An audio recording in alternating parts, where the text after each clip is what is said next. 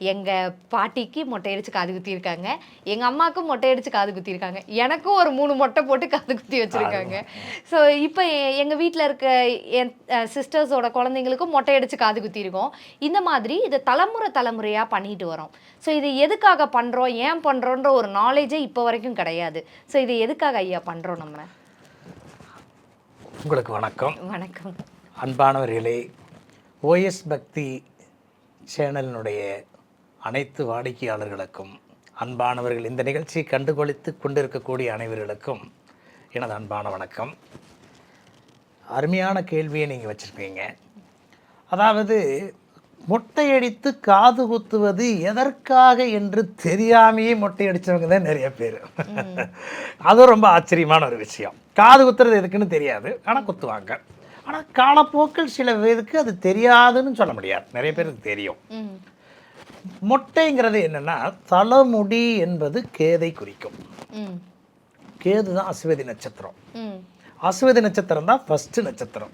அது தலையை குறிப்பது அஸ்வதி நட்சத்திரம், கேதை குறிக்கும்.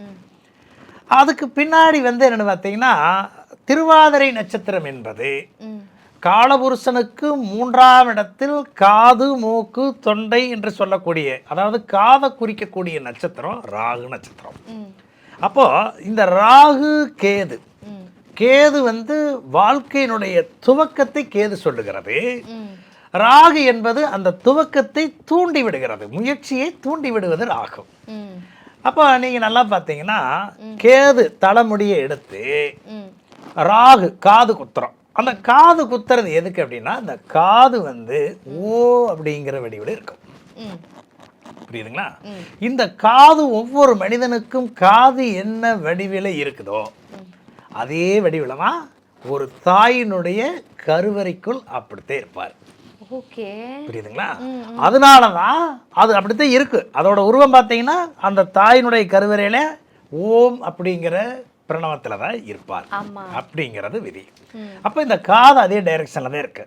காது என்ன எப்படி இருக்குது? இப்போ ஓ அப்படின்னு இருக்கும். இங்க ஒரு புள்ளி வச்சா இம் அப்படின்னு வரும். காதுதான். அதாவது நிலம் என்பது காடு, நீர் மர்மஸ்தானம், இது நெருப்பு, இது நெருப்பு, இது காற்று. ஆகாயங்கிறது என்னன்னா செவி. இந்த வான வெளி மண்டலத்திலிருந்து ஒரு ஒளி வரும். இந்த ஒளியை இழுக்க செய்வது செவிதான். அதனால ஆகாயம் செவி. அப்ப இந்த ராகு இந்த ஓம் அப்படிங்கிற அந்த ஓங்கார ஓசையை கொடுப்பதற்காக காது குத்தினார்கள்.